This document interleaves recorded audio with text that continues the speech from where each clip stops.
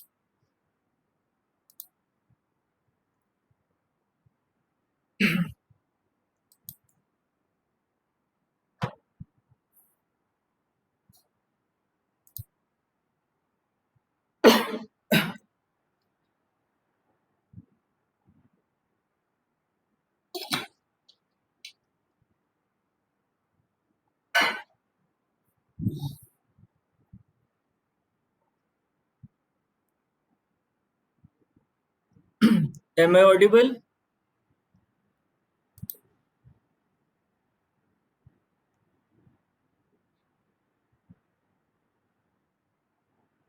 Okay. So good afternoon, everyone. Now let's start today's topic. Now today's topic is lexical analyzer. As you all know, this is the first phase of the compiler. Now first the introduction.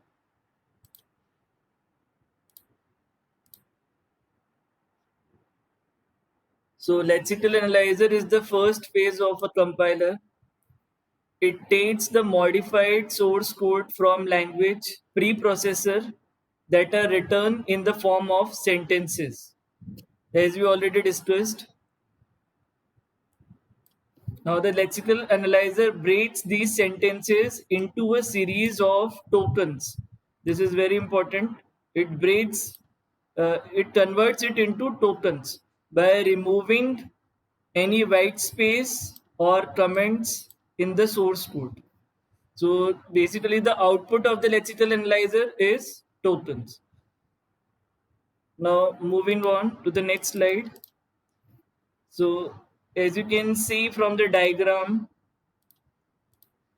now, now from the diagram, the source program input to the lexical analyzer, then from the lexical analyzer, token is generated, and these tokens are passed to the parser, which is the next phase, also known as the syntax analyzer.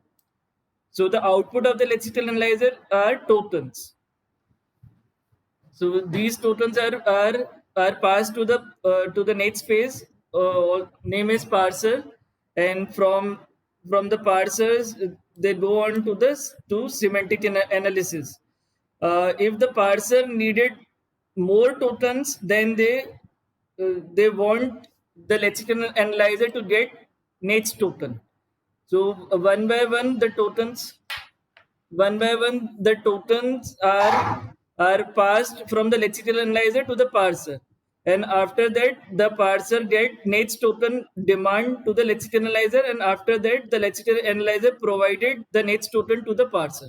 And you know that all these phases are attached to the symbol table as well.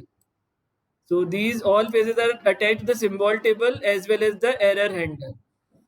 So if the lexical analyzer finds a token invalid, it generates an error. The lexical analyzer works closely with the syntax analyzer because the output of the lexical analyzer becomes the input to the syntax analyzer. It reads character streams from the source code, checks for legal tokens, means the token that are valid, and if they are invalid, then it generates the error, and these errors are also known as the lexical errors, which we already discussed in our previous class. So checks for legal tokens and passes the data to the syntax analyzer when it demands. So this is all about the introduction to the lexical analyzer. Now moving on to the next slide. Now these are some of the tasks which are performed by the lexical analyzer. So some tasks are of primary nature and some are of secondary nature. So the primary task or the most essential task of the lexical analyzer are simplicity of design, improving compiler efficiency, enhancing compiler portability. So these are the main tasks or the primary task of a lexical analyzer. And there are some secondary tasks as well which are performed by the lexical analyzer. So the first task is is stripping out from the source program the commands and white spaces in the form of blanks, tab, and new line characters. So the commands and white spaces can be removed from the lexical analyzer by the use of lexical analyzer in the form of blanks, tabs, and new line characters. The second secondary task is correlating error message from the compiler with the source program.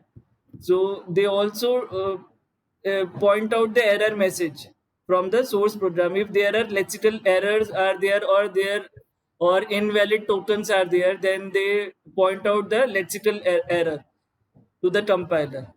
So these are some of the primary and secondary tasks which are performed by the lexical analyzer. All of you are getting it? Just write yes or no in the chat box.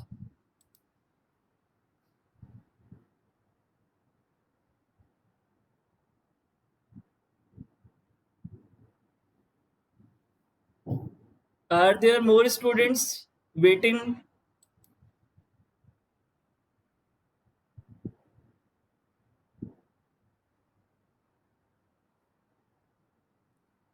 Okay, so proceeding further to the next slide.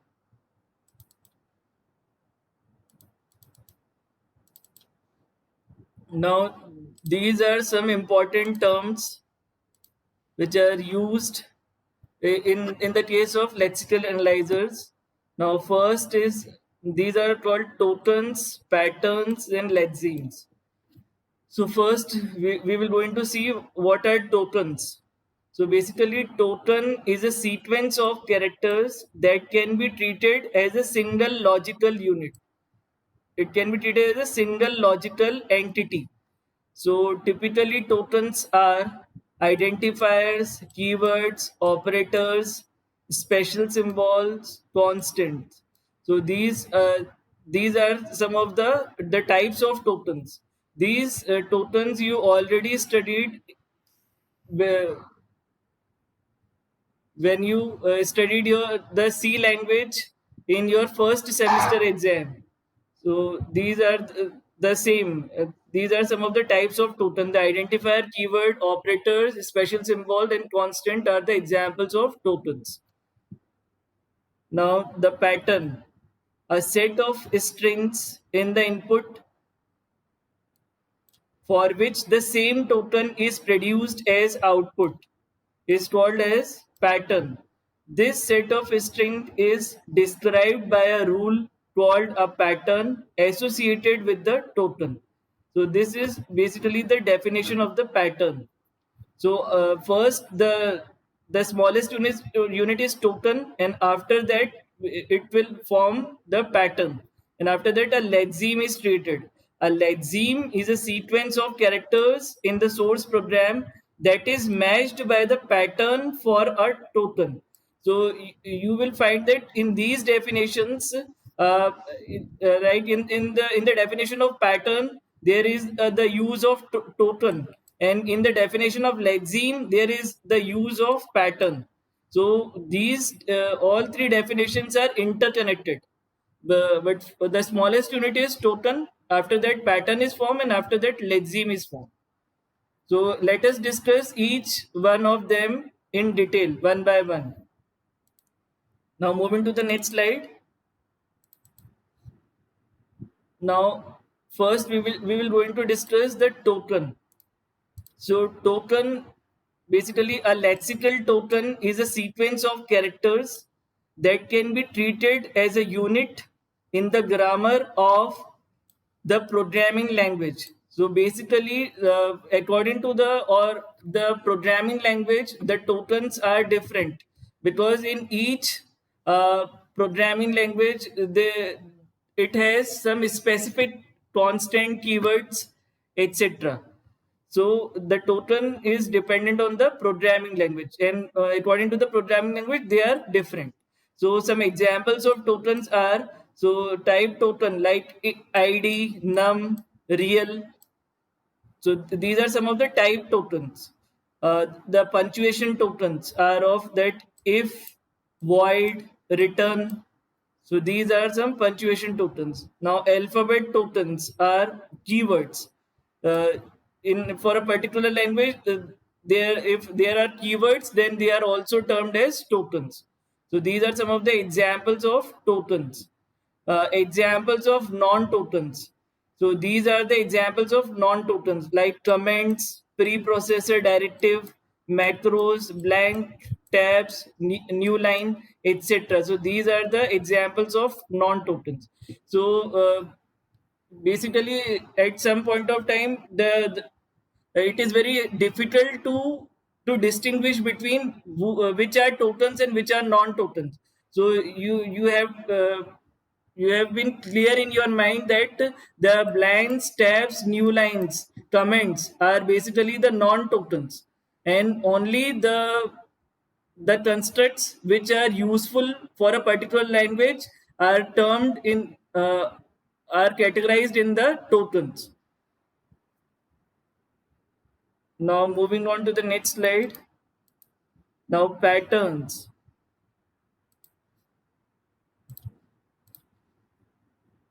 Now pattern. There is a set of strings in the input for which same token is produced as output. This set of string is described by a rule called a pattern. So patterns are basically the rules.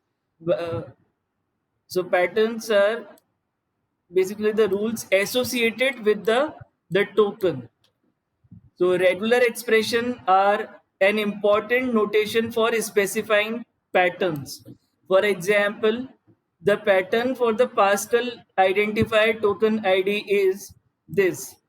In Pascal language, we can identify the pattern by using we can identify the token ID by using this type of pattern. Like ID produces letter and digits combination, as we already discussed in our in the TOC subject, that you can this is strip means the closure, and this separation means the union. So it is the combination of letter or digit combination and with the closure. So this is the form of pattern. So basically patterns are the rules associated with the tokens. Now moving on to the next slide. Now lexeme.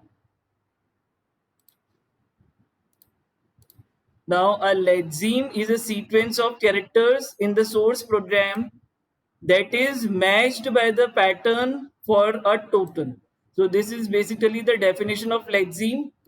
So it is also the sequence of character, but in this time these lexeme must be matched by the pattern for a token. So for particular pattern, it must be for particular token, it must be matched for the pattern to make a lexeme. For example, the pattern for relop. Relop means the relational operators. The relational operators are less than, greater than, equal to, and their combination, like less than equal to, greater than equal to, and not equal to. So these are termed as the relational operators. And in compiler design, there is a word called as relop. RE means relational, REL means relational, and OP means operator. So it can be written as relop. The pattern for the relop token contains 6 lexemes. So these are the form of lexeme: equal to, not equal to, less than equal to, greater than equal to. So these are 6 type of lexemes for the relational operator. So the lexical analyzer should return a relop token to parser whenever it sees any one of the 6 lexemes. So these can be passes to the parser if there is a requirement to the relational operator of any one of this type. uh, we will go into this to see in detail by an example. Now moving to the next slide. So these are the examples of token, pattern, and lexeme. So you can see that if the token is if, then the characters if is in the pattern, and the lexeme it is if. Now if the token is else, then the character it searches as the pattern as ELSE. It means the word, the lexeme else. So basically, in the case of pattern, it basically find out that if that word has been formed or not, right? Uh, if there is a token if, and we are writing the pattern like I, the first letter of if, that I, then it will pop up all the letters which are formed from I. But if once we write the second word as F, then it recognizes that it searches for the if token, and it returns the lexeme if. In the same way, if we want else token, then it searches the pattern like the first word letter is E, then it gives you all the letters which are starting from the um, it, all the words which are starting from the E letter. And once you write the second letter else, then it then it shorten your search to EL, and so on. So once you write ELSE, then it gives you the lexeme ELSE. In the same way, the comparison, if token is of comparison type, then these are the six types of lexemes. So you will get the pattern like less than, greater than, less than equal to, greater than equal to, equal to, and not equal to. So based on this, the lexeme will be, you get the lexeme. If the token is of ID type, then the pattern must be followed as letter followed by letter and digit. As we already see when we discussed the pattern, this type. In the case of if the token is ID, then the pattern is letter followed by letter and digit, like this, as we already see. If the pattern is of ID, then the if the token is ID, then the pattern is letter followed by letter or digit.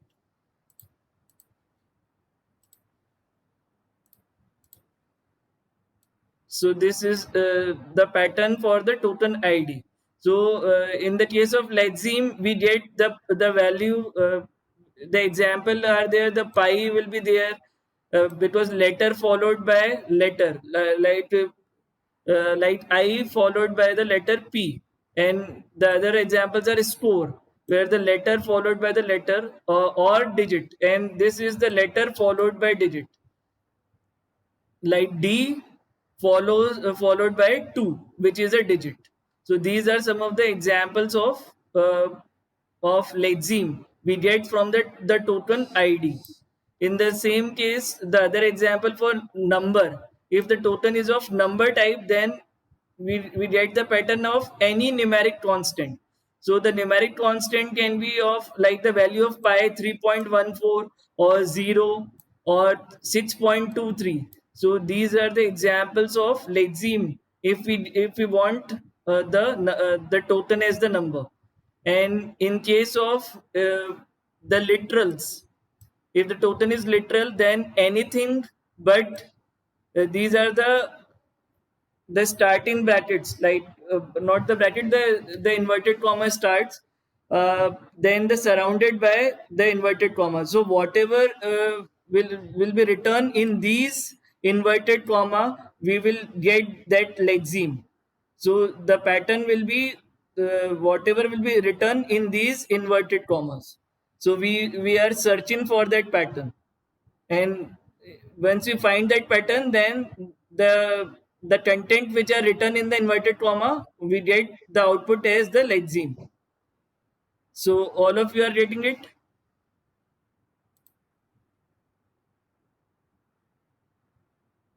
Just write in the chat box.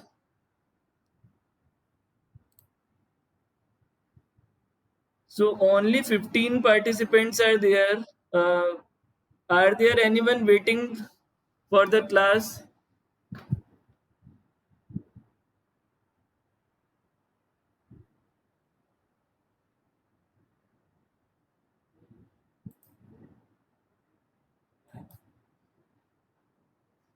Okay.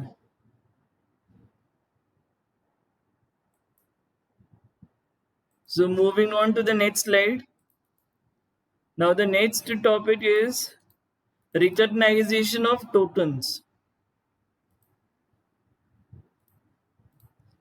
Now the starting point is the language grammar to understand the tokens. So as you can see, as you can know that in the C language you have the construct that if else construct is there. So in the language called as Pascal, and the compiler design books are basically the old books are written in the Pascal language. So in that language, the construct is of this type, like the STMT is written for statement. Now the statement is like if expression then statement, or if expression then statement else statement. It can be written like this, or epsilon. So any of the three construct is there, then we get the statement. For the expression, we have this construct like term, then the relop operator is there. So any of the six relop operator can be in between. So the term, then relop operator, then term. Then or we can get the expression if only the term will be there. Now that the term can be written as id or number. So as you already studied the theory of computation subject, and in that subject, in the case of construct free context free grammar, we know that the left hand side of the grammar can be of we can get the left hand side of the grammar in any of these productions. So here in the first statement we have the three types of production. Now this is the first production, this is the second production, and this is the third production. In the second case we have two, we can get the two types of productions, and in the third we can also get the two types of productions. So by using this method we can get the tokens. Now after getting the tokens, the next step is to formalize the patterns. Now like digits, in the case of digits, if we want, did you see that the slide clearly? All of you see the slide clearly?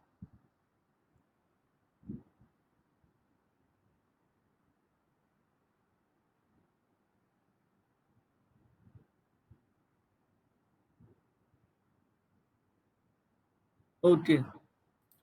So if the next step is to formalize the pattern, like in case of digits, we have 0 to 9. If we we got any of the digits from 0 to 9, so we get the digit. In the case of digits, we get the digits. This is digit plus is not there, it is digit to the power plus. Basically it is the to the power. Then if we want the numbers, then it is the combination of digits, then digits, then it is the question mark. In the question mark we have any of the form of an operator. Then this is basically the pattern. If we get this type of pattern, then it is of type number. And in the case of letters, if we get the pattern like A to Z, like capital A to Z or small a to Z, then this comes under the letter pattern. In the same way, if we get this type of pattern, as we already discussed, that letter, then uh, letter with the combination of digits, then it is of the type ID pattern. Then if, then else. So these three have, if we find the pattern if then else, then it has the same type of pattern. And no changes there, if then and else. And in the case if we find these type of operators like less than equal to, greater than equal to, then this is also a form of relop operator, relop pattern. So after finding the total, we need to find out the patterns. So we also need to handle white spaces. So white space has been dealt with this.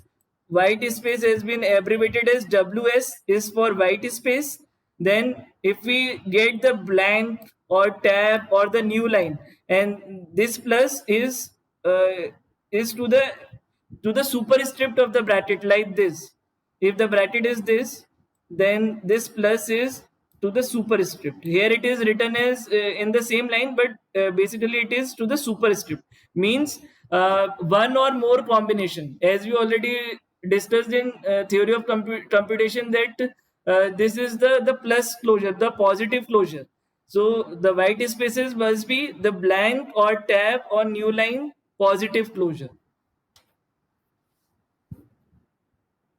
Now moving on to the next slide.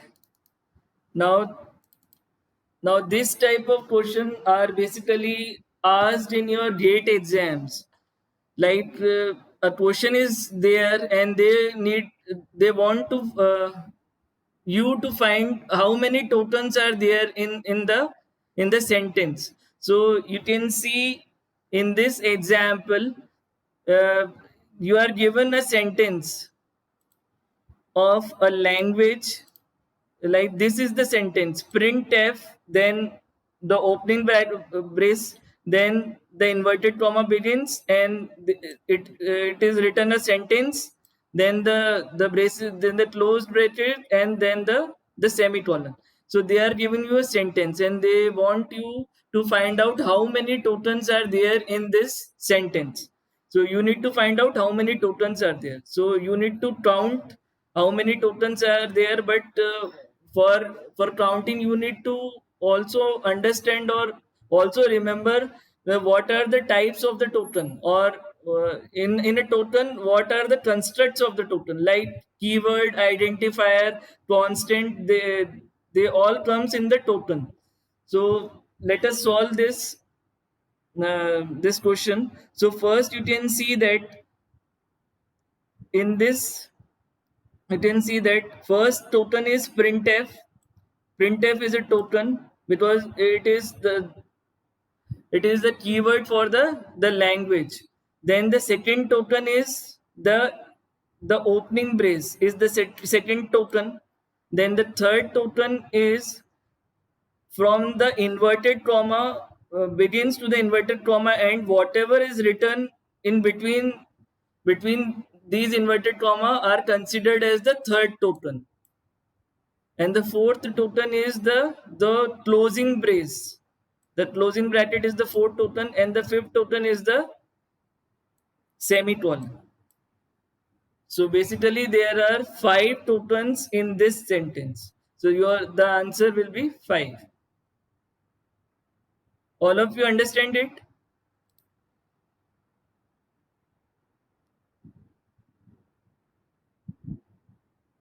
How to calculate the total?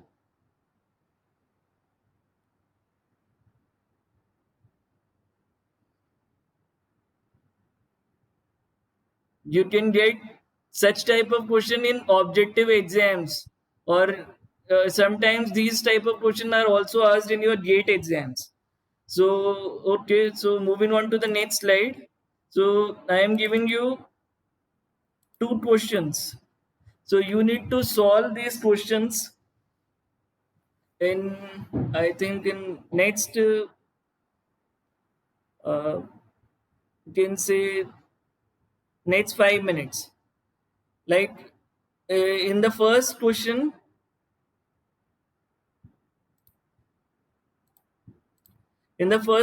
count the number of tokens. Only this sentence is given. Only one sentence is given, and you need to count the number of tokens. In the second question, the this is the these sentences are given, which are the part of the question. So you need to find the the number of tokens in these sentence. So you are given 5 minutes, and you can answer in the chat box if you find the answer.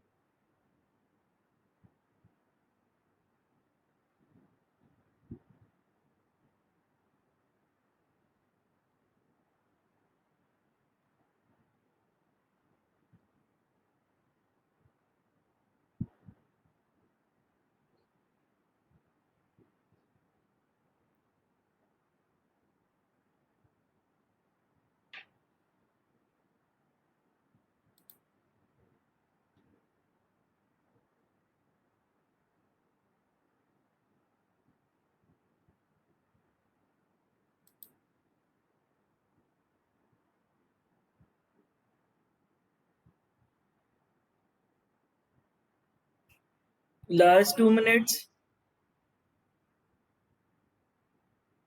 you need to solve the second question as well.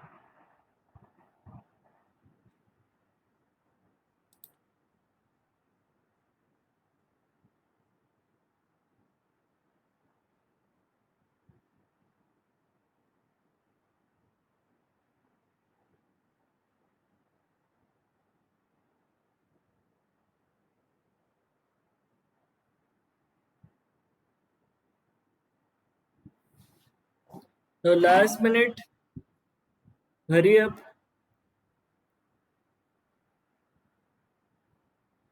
You need to write your answer in the chat box.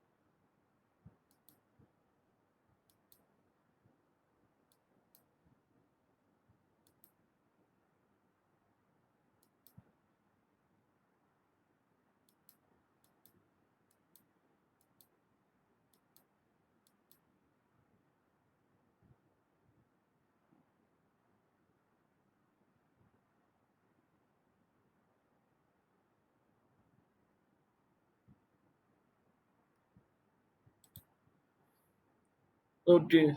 So let's discuss their answer. I think only Komal Soni and Parshit Kothari are given the right answers. So let's discuss how the answer, how we got the answers. Now, now this is the solution for first question. As you can see that the lexical analyzer first read int and finds it to be a valid and accepts as token. Now the second, now this is the first token. Then match is read by it and found to be valid function name after reading. So this is the second token. Then the opening braces is the third token. Then int is also a token. Then I is the fifth token. Then the closing braces is the sixth token, and the semicolon is the seventh token. So basically, there are 7 tokens in the first question. So, so this is all we need. We can count this. So there are 7 tokens in the first question. Now, in the second question,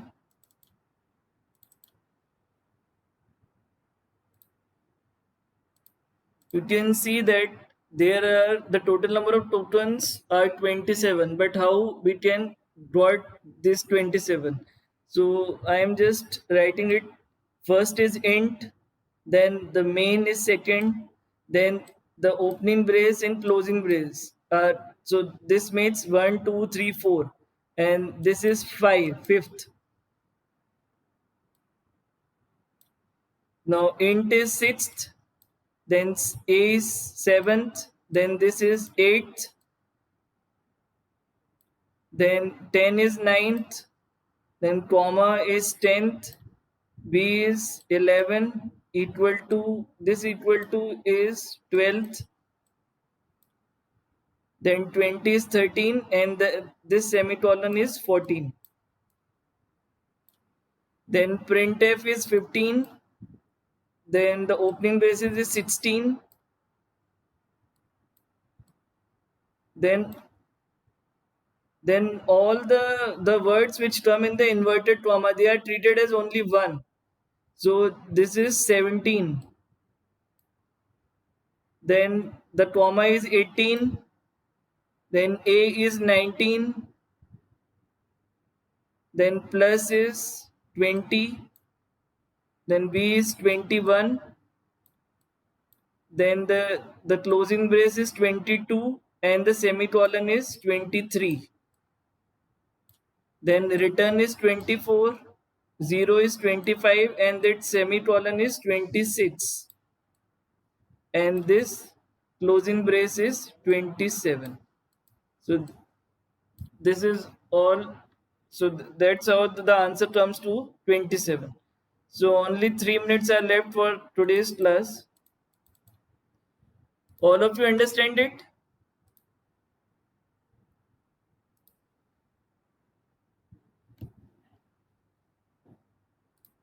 So you need to practice such type of question of for finding the token. So this type of questions are very much previously comes in your competitive exams and even the gate exams as well. How many number of tokens are there in these statements? So you need to practice such two questions. uh, I think 2 minutes are left for today's class, so we will discuss the next topic in our next class on Wednesday. So all of you are getting it?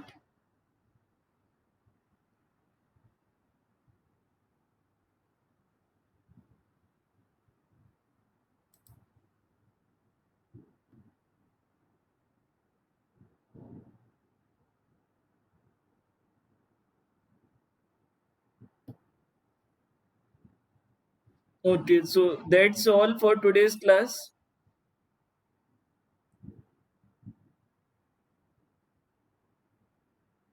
So I will share you the PPT after the next class, after Wednesday's class. So because our lexical analyzer is not completed yet, so after the Wednesday's class, I will share you the PPT.